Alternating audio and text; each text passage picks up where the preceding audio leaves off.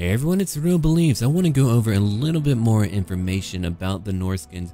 I put up a video about what potential units I thought they might add into the game. I did cite my book sources too, where I got that information from. But it looks like they're going down for a different route for the Norscan tribes.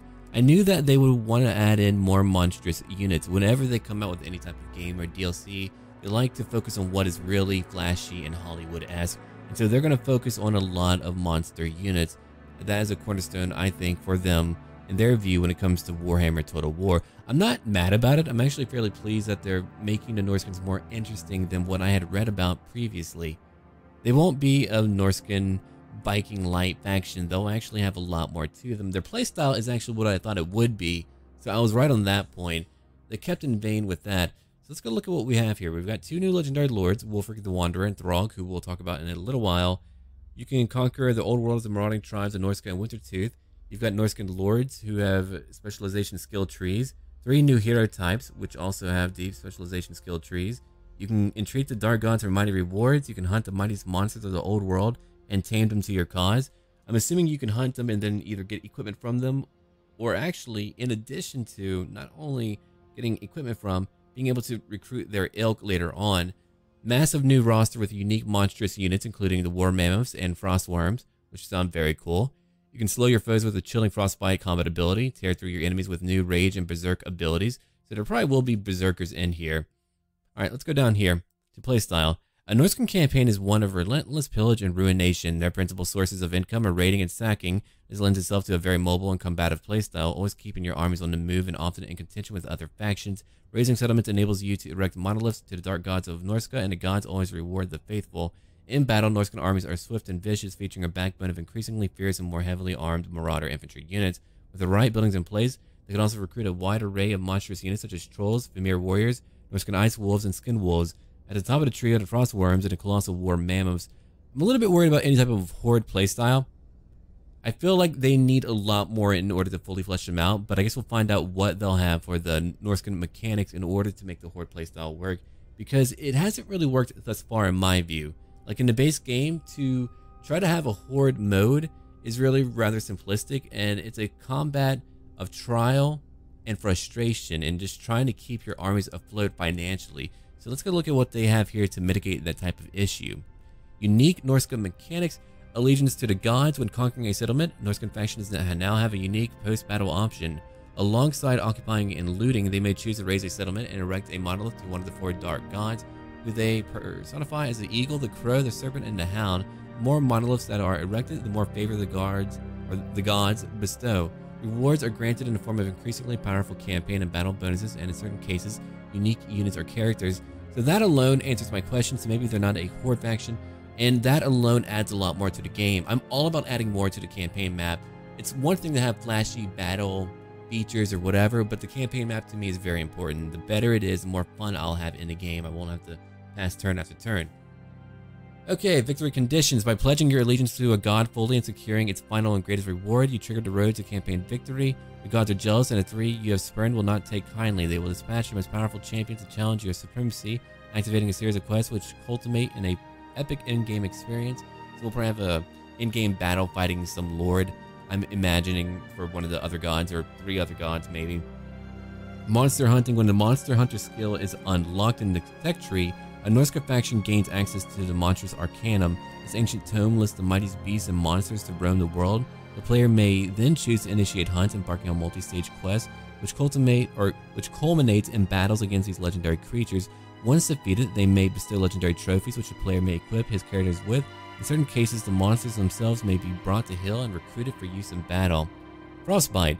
A number of frost-imbued units appear in a roster, such as Norscan ice wolves and Norscan ice trolls, which I thought would be in the game. Thankfully, I was right about that. With the passive ability, Frostbite, this new effect significantly slows units and engage in melee, making it considerably easier to run down routers or those attempting to maneuver. Similarly, the mighty frost worms have the chilling aura ability, a constant effect slowing the movement speed of nearby enemy units. These are going to be very powerful at reducing any type of mobility. What elves will not like that? Dominate. Confederate the Norscan tribes by defeating their faction leaders in battle. Such a show of supremacy will make them much more amenable to accepting your rule. Outpost, which to me looks to be very important. Marauder outposts can be established in conquered coastal settlements outside of Norsca. These provide basic recruitment options and act as handy replenishment stops for your marauding armies. Securing major faction capitals outside Norsca, such as Altdorf, Castle Drakenhof, and so on, allows you to build fully developed Norscan settlements. Ownership of these cities also enables you to plunder the secrets of their original owners, unlocking unique new technologies or to research. Which again, I like anything that requires you to conquer unique locations. Shogun 2 to me had a great campaign map, and I was kind of hoping that they would expound on that more. They really have not so far. The campaign is just really kind of a byproduct in Warhammer right now. So what I'm looking at right now is what I'm hoping to be a more fleshed out campaign map. And I want more to trade. I want more to all of that, to actually dealing with other factions. Right now it's way too simplistic. So hopefully, again, this is a route down that road. And you can tell me what you think about that down below. Okay. A Norsca campaign may be led by one of two legendary lords, Wulfric the Wanderer, leader of the Norsca faction, or Throgg, king of the trolls and leader of the Wintertooth faction. They both begin in two different starting positions and have their own unique suite of campaign and battle bonuses, which we'll talk about later. We have a new lord, Marauder Chieftain. Leaders of the Norscan armies, Marauder Chieftains boast unique sequences of personal specializations in their skill trees, enabling them to truly excel in certain aspects of battle, and culminating in culminating is powerful. Oh, a typo. No wonder it threw me off guard. And culminating in powerful, active, and ooh, it's killing me. And culminating is powerful, active, and passive abilities. Which the wording is just a little bit weird. It's not a typo. It's just a little bit weird. Anyway, all right, let's try that again. Enabling them to truly excel in certain aspects of battle, and culminating is powerful, active, and passive abilities, which transform their effectiveness in battle. Each of these passes align with one of the four Norscan gods, and the nature of these abilities is inspired by their aspect. Chieftains can also unlock a series of mounts culminating in the mighty war mammoth. Cool. There's a lot of culmination, as you can see. There's a lot of that word. Okay.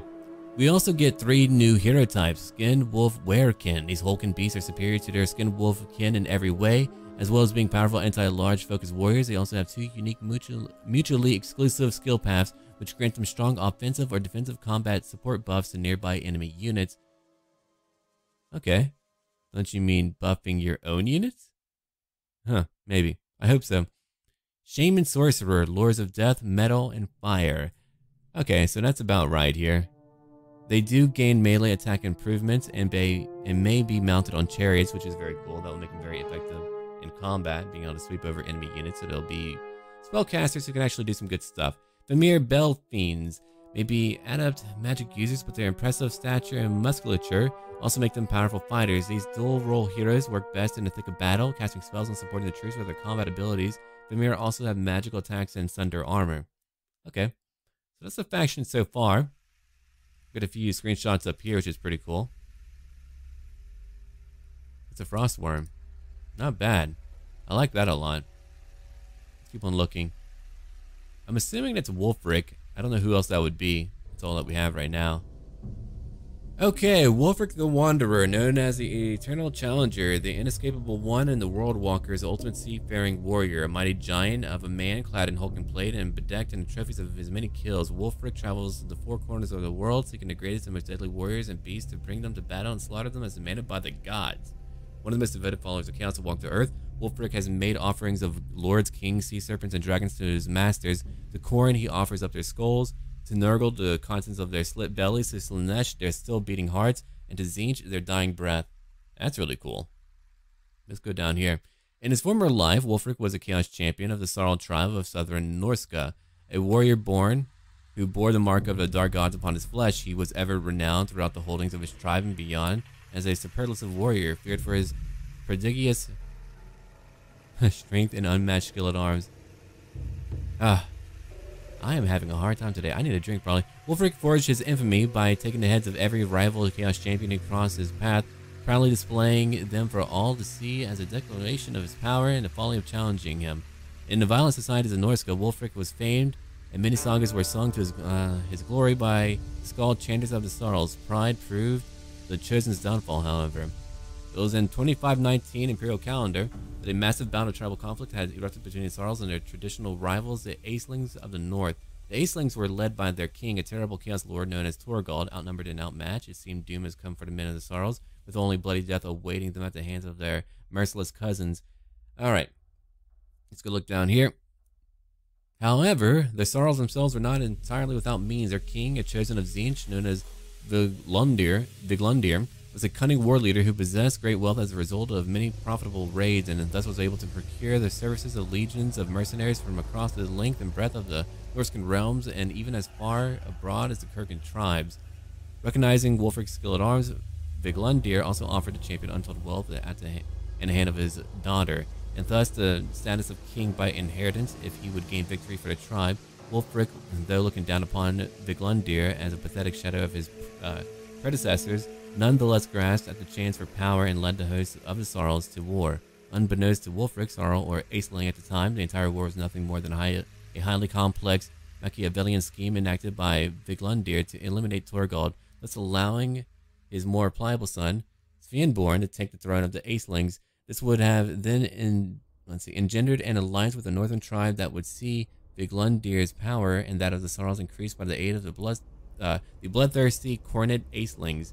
Indeed, the Raven God had marked the Surreal King well. Oh wow, that's actually pretty good. Okay. A little bit of a drink. I've been reading a lot. I'm getting all tongue-tied. At the now legendary Battle of the Thousand Skulls, the Surreals and Aislings clash. Amidst the carnage, Wulfrik fought the mighty Aisling king. Wulfrik slew the Chaos Lord, decapitating him and holding his head high for his tribesmen to see. With the death of their king, the Aislings quit the field, and victory was in the hands of the Surreals. That night, as was the custom of the northern tribes, a great feast was held in Wulfric's honor. No man or beast, Wulfrik proclaimed, had fought more fiercely in battle than he, and none, he swore, would outdrink him in victory. Using the skull of King Throgg as his drinking vessel, Wulfrik had matched his words with deeds. It had taken 8 entire barrels of mead to put him under the table, a feat that had even impressed the ogres who fought alongside him. Before the mead completely overwhelmed him, however, the drunken Wulfrik began to boast of his exploits. Before he was done, he had slain every beast of chaos, Before he was done, he had slain every beast of the Chaos Waste twice, and personally boxed the ears of the Emperor, or of the, the ears of the Emperors of the Empire, Nippon and Cathay. However, it was the champion's final boast that brought doom upon his head. He claimed he was the equal of any warrior of the realms of the mortal world, or in the realms beyond flesh. Oh boy. He was visited by an emissary of the dark gods. Okay, the gleaming towers of the elf folk, the gilded halls of the dwarf lords, and the fortresses of orcish kings. The emissary spoke of how Wulfric's brazen words had offended his gods, but had also intrigued them enough to challenge their champion to prove his proud words. He was now charged to travel to 4 corners of the world and to seek out the fiercest challengers, the most monstrous creatures and most ferocious adversaries, and slay them in single combat to prove his might. Holy crap. They're calling him out here. So that's really the premise behind his character, which is very cool, and there's a lot more to him, but that's really what we need to know about him right now. I like the entire story behind him. Alright, let's go look over here.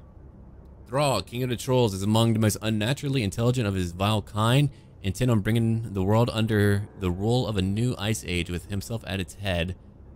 Even the most lack-wit child knows that trolls are grossly stupid beasts. Nonetheless, around the campfires of the north, there persist rumors that in the depths of Troll Country, there is an elder beast whose mutations were not just of the body, but also of the mind. A troll king possessed of a grim and malevolent cunning who seeks to grind the realms of man under his monstrous rule. At the heart of an icy labyrinth, strewn with the gnawed corpses of once mighty heroes, the troll king, Throgg, sits brooding upon his rocky throne. No fanfare announces his arrival, no vassals pay him tithe, and no courtiers vie for his favor. His subjects are drooling, stinking monsters, and his domain is a desolate and wind-whipped wasteland. A filth-encrusted crown rings one of the troll king's tusks, and a once priceless heirloom taken from a great warrior whose quest led him only into Throgg's gullet. Yeah, he's pretty nasty. There was a time when Throgg was content purely with a life of hunting, raiding, and killing. He led his monstrous kin in ambushes and midnight attacks, each more successful than the last. Throgg had a knack of using the harsh climate of the north as his ally, for trolls are quite at home in a numbing cold. To them, a fierce ice shard blizzard is no more troubling than a light summer rain. Before long, the ice troll, or the troll king, became infamous, known amongst the warriors of the old world as Wintertooth. Every season, great and lauded heroes would ride northwards, brave knights and adventurers, all seeking out Throgg's lair to slay him. Every season, the troll king dined upon noble flesh. One moonless night, as Throgg was pecking his yellow tusk clean with a gem-encrusted blade, he beheld the broken bodies of his prey and began to think, Throgg muttered to himself, his eyes burning with cold fire for several long days. If the race of man was so keen to fight him and in his bestial subjects, then fight he would with all the monsters of troll country at his side. That night, Throgg vowed that he would see the lands of men despoiled in the name of the dark gods. He would gather every monster, mutant, and madman under his rule and march at the head of a nightmarish horde deep into the so-called civilized lands of the south. On his hills would come the bitter cold of winter, for where the creatures of chaos tread, the land itself warps and changes. Throgg would bring about an age of ice and darkness and make all the races of the old world his slaves. As the Troll King marches determinedly south, his monstrous entourage grows with every passing day. Under Throgg's dominion, the creatures of the hinterlands have united into a vast army, and soon the race of man shall feel the Troll King's wrath. He's pretty cool. I like him a lot. So that's really all that I need to talk about right now. That's a lot of lore that we went over. We went over the gameplay and all of that. So I'm looking forward to seeing what these will all look like, and I'm sure we'll get more videos and teasers and all of that. So thank you for listening. Do leave a like down below if you have enjoyed this, and look forward to more content every day. As always, until then.